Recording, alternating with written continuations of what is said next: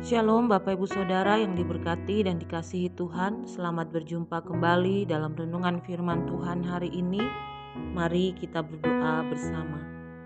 Tuhan, saat ini kami datang, kami membuka hati dan pikiran kami untuk diisi oleh kebenaran firman-Mu. Mari Roh Kudus urapi kami, tuntun kami memahami setiap firman Tuhan yang akan kami dengar saat ini.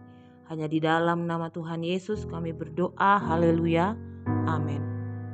Renungan firman Tuhan hari ini, kehilangan sesuatu yang berharga.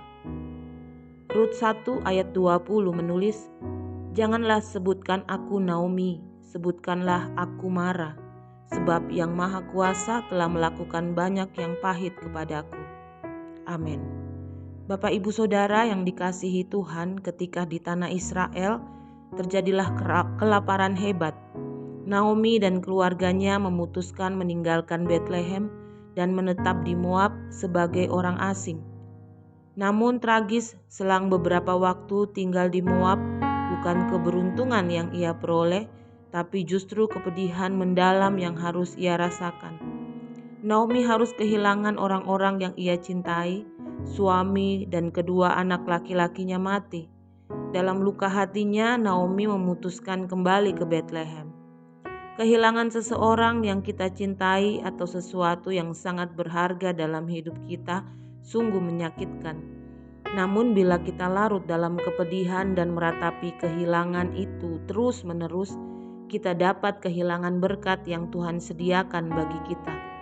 Rasa kehilangan akan membuat kita tidak pernah melangkah maju karena kita dilumpuhkan oleh rasa kepedihan atas kehilangan.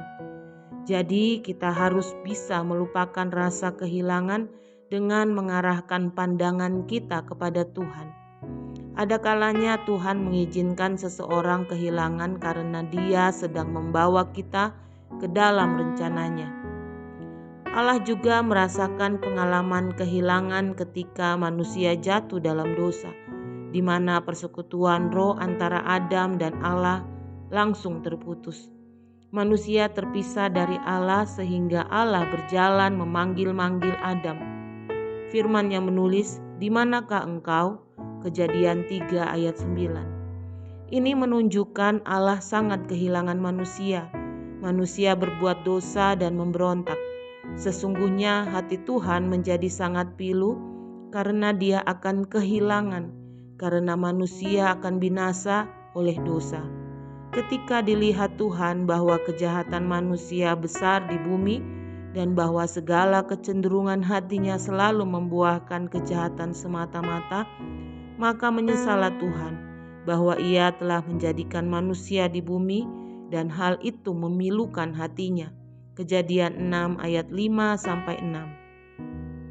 Bapak Ibu Saudara yang dikasihi Tuhan, ketika menjadi manusia, Tuhan Yesus juga harus kehilangan segala yang dimilikinya di sorga, yaitu kehormatan, kekayaan, dan kemuliaannya. Dia rela melepaskan atribut kealahannya untuk taat kepada Bapa demi menebus dosa umat manusia.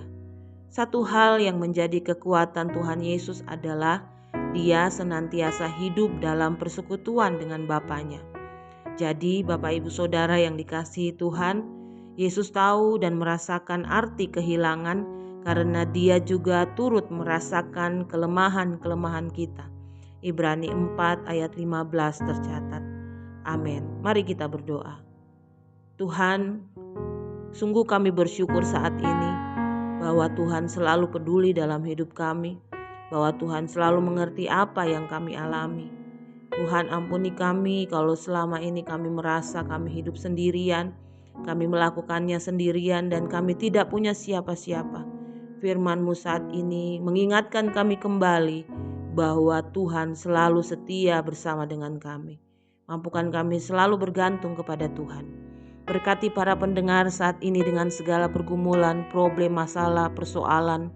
Tuhan tolong di dalam nama Tuhan Yesus. Segala hal yang dicita-citakan Tuhan buat berhasil.